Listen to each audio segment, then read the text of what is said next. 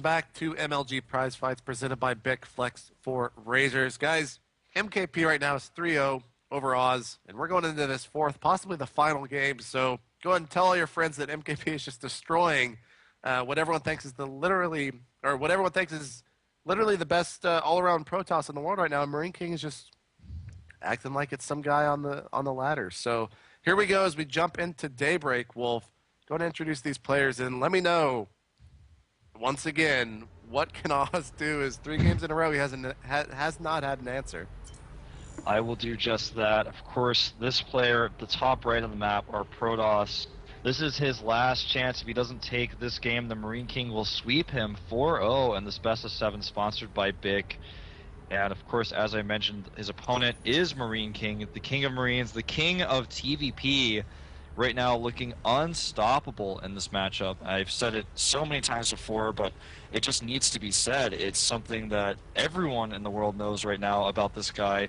They do not want to play against him. He's been a player revered in Korea for a long time in all matchups, but right now in this particular matchup, everyone is so afraid of him. He has that one timing attack, the 2 medevacs, the floating factory, the +1, and just 2 Marauders in the mix usually in most cases.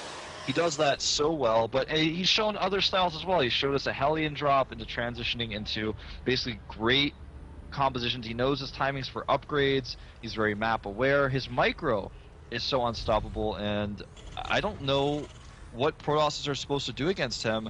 What could they be doing better? Maybe dropping a little bit better force fields. Like we saw Oz miss a few force fields in some of these games, reacting a little bit quicker. But otherwise, he's playing almost perfectly. Yeah, kind of. The Alpha 2 MKP's Omega has been parting historically, and parting style of play is for that very quick 2-base Templar Archives to go ahead and get Psystorm out. And I kind of feel like Marine King is going to force every Protoss that he plays against to do a style like that because it's the only way to force him past that timing attack of that 15 to 18 minute range. There's been no other Protoss, as far as I can think back, besides parting, that's really gone farther in those games. And even then, Marine King just continues to do the same biocontrol, and no Protoss has an answer. So if anyone's figured out, it's got to be parting, but even parting has a hard time. Yeah, it's something that, I mean, there's a few ways to circumvent this, and one of the ways is to just do an early attack. Will we see Oz do something like this here? Well, the answer is very likely no. He's gone for a very normal opening so far. He's chrono boosting his stalker out rather than chrono boosting out warp gate research. He's now used 2 chrono boosts on the gateway, so it's probably going to be a 1 gateway expand. His zealot is going to come over here and do some pressure to Marine King. Well, he needs to be microing that a little bit better. Yeah, that is not looking good whatsoever here. But I mean, right now we see that second zealot coming out here for Oz, and right now there's that stalker you were just mentioning. So see how this attack goes. That bunker is about to finish, about halfway complete. The SCV sees the zealot and kind of distracted for a half second. That one Marine is going to be the only thing to combat that zealot. He needs to focus down the SCV, but instead goes for those 2 Marines. Yeah, this is not an ideal position for Oz. I mean, his pressure has not been as successful as he wants to, but he can stick around. He's actually going to try to circumvent the bunker now. Yeah, Playing some SCVs. So this is not looking good right now. This attack for Oz it's just really not working out whatsoever, as the 2 zealots are trying to get in on the bunker, and the stalker taking the brunt of the damage. That is definitely good, as it's going to be in the back, recharging its shield, as those 2 zealots will be in the front, doing the brunt of the damage. So all the SCVs were pulled here. Yeah, but he's going to actually take these units out with the Marines. Nice pull out there by Marine King, even getting back in the bunker, trying to target down that stalker. The stalker will narrowly escape, but the zealot does not. Yeah. So that attack, I mean, a valiant effort, but Marine King knew exactly when to pull those Marines out and stop them at the ramp, denied entry into the main. Had they have gotten up there, they might have been able to do some damage, but I think if he would have just pulled maybe 3 or 4 SCVs, they would have been cleaned up pretty easily. Now, what we see here from Oz is a double expand. This is some parting stuff right here. This is what parting might do in this series, is to take a fast third base. And what parting would do next would be to add literally 7 or 8 more gateways, not only for defense, but for offense, where you can attack, use that powered up third nexus and all those gateways to just attack his opponent until, until he's too scared to really move out. And that's one way to put pressure on. We do see, though, Cloak being researched from Marine King. He made that starport during all that pressure, and Oz was not able to scout it, so he has no idea about this. However, luckily for him, he's got a robotics on the way. Yeah, with that observer, Cloak will definitely be nullified. However, if he only makes one and sends it cross map, the Banshee still could do some damage. The other thing too is with this third base, that is a lot of area, a lot of map that Oz has to cover, and with that, I mean, the Banshee still could do some damage, so don't count it out just yet. Yeah, absolutely so. If the observer is rallied, is in a completely wrong spot, it's going to be basically could be devastating for Oz if he doesn't make a second one. The Banshee may scout the third base as well. Based on the path that it's set on, it probably will, and that's going to be really valuable information for Marine King, because as a result, he'll know exactly when he needs to hit a timing there. And since he's producing tanks, looks like he wants to hit with a 2-base Marine Banshee tank timing attack, which will allow him to, if he wants to, he could siege up at the third base. He may just go straight for the natural, though. It's anything goes for him. Something to note, though, is he is getting a third command center as he spots this third nexus. Yeah, and the probes are basically just here do whatever the Banshee really wants with them, as no units are anywhere near. I think Oz actually messed up as he pulled the 3 probes already there, but the probes that were transferring over were not pulled, and now he's only got 3 sentry and 1 stock to be able to deal with this. The observer coming out just in time. One of the actually one of the sentries falls. That is not good whatsoever. And now this third nexus is just going to be sitting here until he goes and deals with it. Yeah, it's going to be very difficult for him to deal with this. Something to note as well here is that there's a second Banshee. Now, there are 2 observers out. Will he have them in the correct location? He does have 1 observer in his main base. The other one is trying to chase this Banshee. Okay, so he's putting his third mineral line.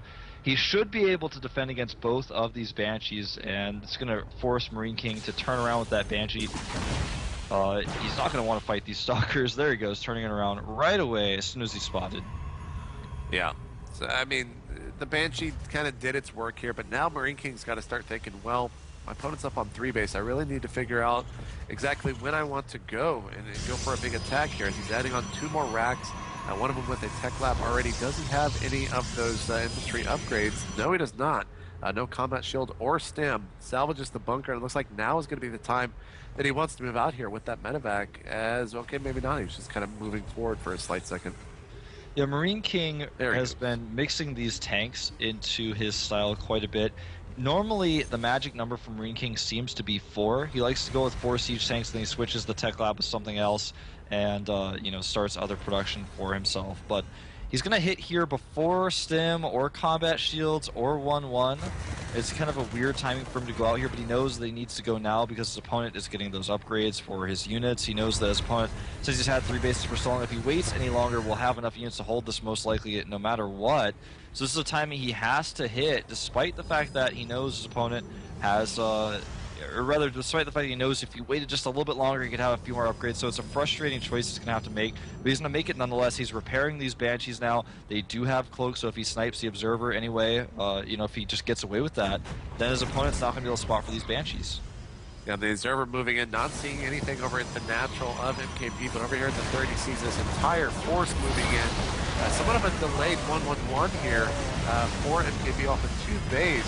Like you said, he doesn't have any of these upgrades. They're just about to hit. Stim is nowhere near complete. Combat shield of +1 for those Marines are the only thing, and the Nexus is starting to be focused down here as Oz is having a tough time deciding when exactly he wants to engage. He's trying to wait for charge, but it looks like he can wait no longer as all the probes have to be pulled. Yeah, he got the observers as well, JP, so his Banshee could be closed, but it looks like it may not matter as he's tearing through these units. The Immortal trying to close the distance on these siege tanks, but there are just so many units here. And I think this may be the end. I think Marine King is unstoppable in this matchup, JP. Yeah. Nexus falls right now, 64 supply to 109.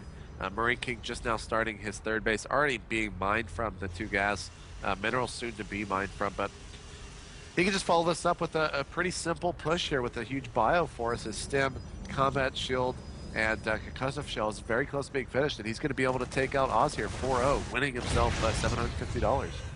Yeah, I'm so impressed with the play that we've seen from Marine King here, just showing a core style through all, but having a lot of different variations.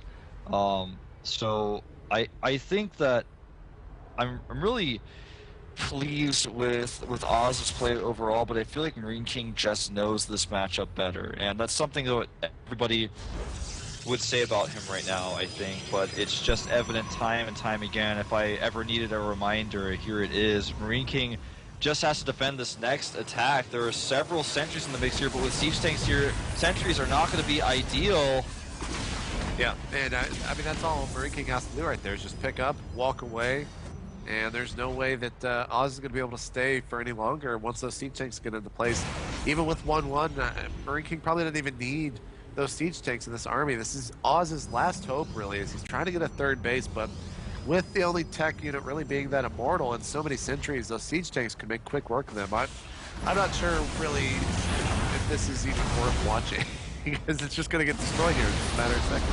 Yeah, you're right. It's looking terrible. The force fields actually block the zealots from fighting. Oz just, I mean, trying to do what he can, but force fields against Marines with siege tank support, it just looks disgusting. It's actually a little bit sad to watch, especially if you're an Oz fan out there, just watching him get dismantled like this. The factory does spot the remake of the third base by Oz, and it looks like Marine King's not going to waste any more time. He's going to move out and kill it. Yeah, and I mean, sorry for being so like anticlimactic here, guys, but Marine King can basically do whatever he wants in this game. He's 50, 60 supply ahead, 120 to 177. Upgrade-wise, he's at 1-2, or excuse me, 2-2 now, which is even crazier. He started another command center over at his natural tech. For Oz, it's just been so far delayed after losing his third base like that. The only thing that he really has going for him right now is that he could delay for so long with those force fields, but even then, I mean, here comes Destructible Debris. It's going to be taken out very quickly by Marine King, and Oz is basically about to die, guys. I'm sorry, but he's going to lose this fight.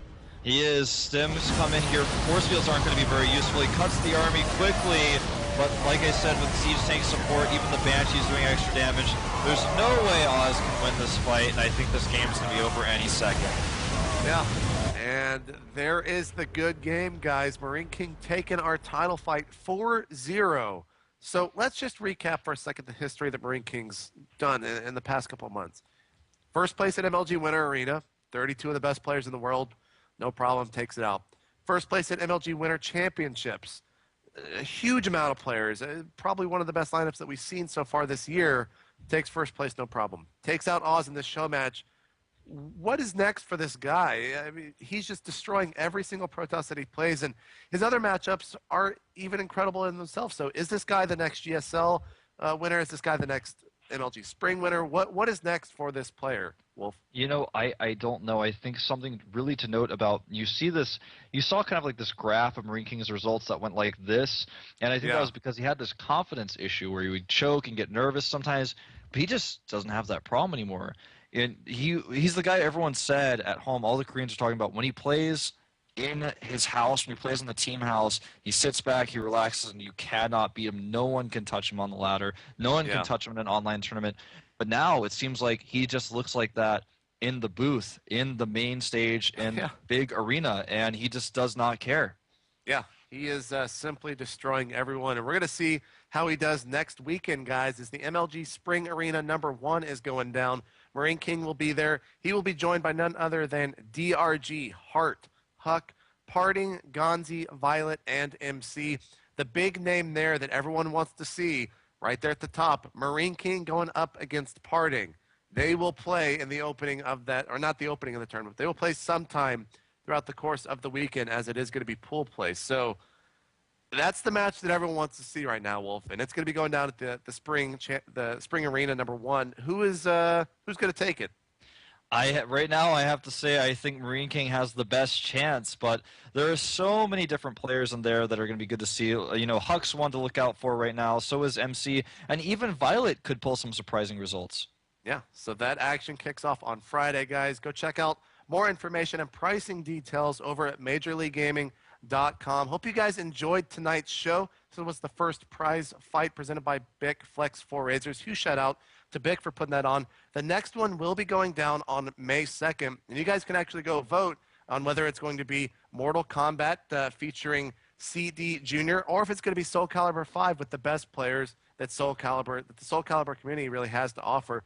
Go vote. You can go over to MajorLeagueGaming.com/prize fights that you see right there on the screen and let us know. So Wolf, thank you so much for casting with me. It's been a pleasure, man. We'll see you next time. I'm JP. See you guys next time as well. Make sure to tune in next weekend to the MLG Spring Arena. We'll see you guys then.